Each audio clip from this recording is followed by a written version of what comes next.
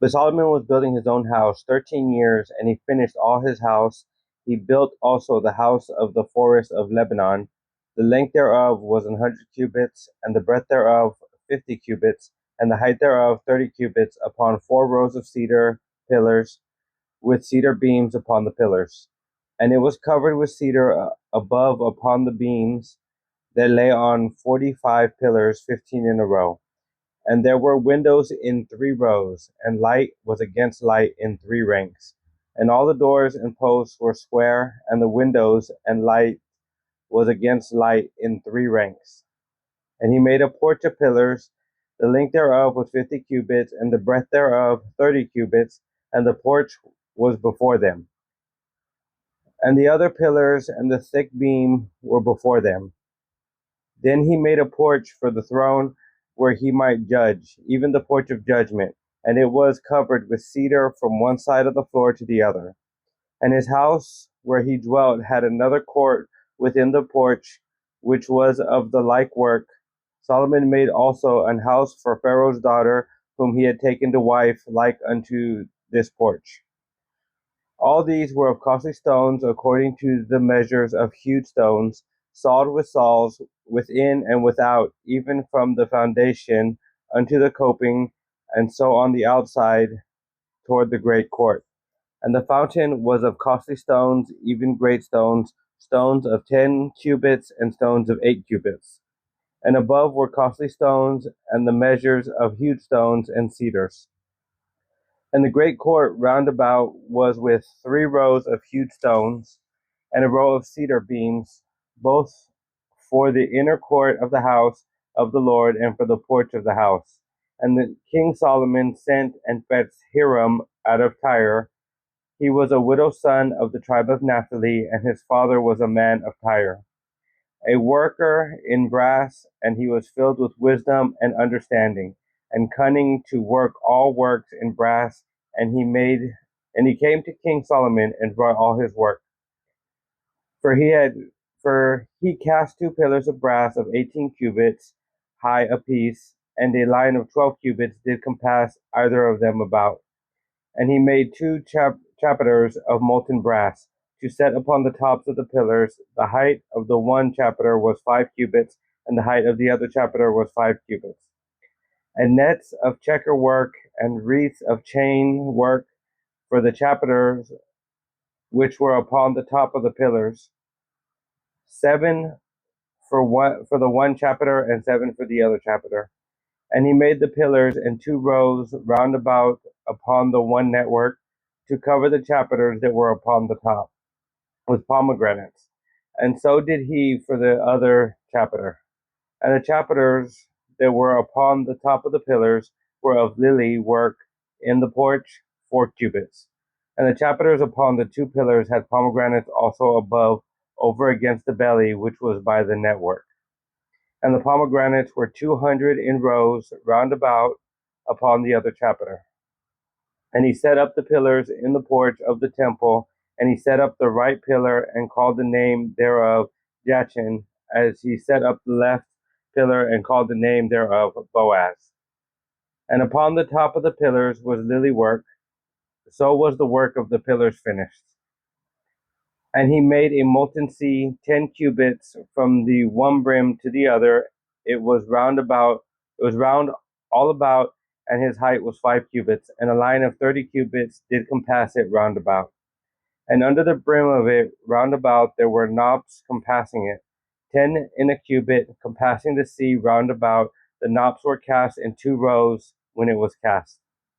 It stood upon 12 oxen, 3 looking toward the north, and 3 looking toward the west, and 3 looking toward the south, and 3 looking toward the east. And the sea was set above them, and all the hinder parts were inward. And it was an hand breadth thick, and the brim thereof was wrought like the brim of a cup, with flowers of lilies. It contained 2,000 baths. And he made 10 bases of brass. 4 cubits was the length of one base, and 4 cubits the breadth thereof, and 3 cubits the height of it. And the work of the bases was on this manner.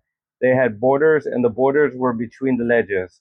And on the borders that were between the ledges were lions oxen, and cherubims, and upon the ledges there was a base above, and beneath the lions and oxen were certain additions made of thin work. And every base had 4 brazen wheels, and plates of brass, and the 4 corners thereof had undersetters. Under the layer were undersetters, molten at the side of every addition. And the mouth of it within the chapiter and above was a cubit, but the mouth thereof was round after the work of the base, a cubit and a half. And also upon the mouth of it were gravings with their borders, 4 square, not round. And under the borders were 4 wheels, and the axle trees of the wheels were joined to the base, and the height of a wheel was a cubit and half a cubit. And the work of the wheels was like the work of a chariot wheel. Their axle trees and their naves and their felloes and their spokes were all molten. And there were 4 undersetters to the 4 corners of one base, and the undersetters were of the very base itself. And in the top of the base was there a round compass of half a cubit high, and on the top of the base the ledges thereof and the borders thereof were of the same. For on the plates of the ledges thereof and on the border thereof he graved cherubims, lions, and palm trees, according to the proportion of every one, and additions round about. After this manner he made the 10 bases. All of them had one casting, one measure, and one size. Then made he 10 layers of brass, one laver. Then made he 10 lavers of brass. One laver contained 40 baths, and every laver was 4 cubits, and upon every one of the 10 bases one laver. And he put 5 bases on the right side of the house, and 5 on the left side of the house. And he set the sea on the right side of the house, eastward over against the south. And Hiram made the lavers, and the shovels, and the basins. So Hiram made an end of doing all the work that he had made King Solomon for the house of the Lord.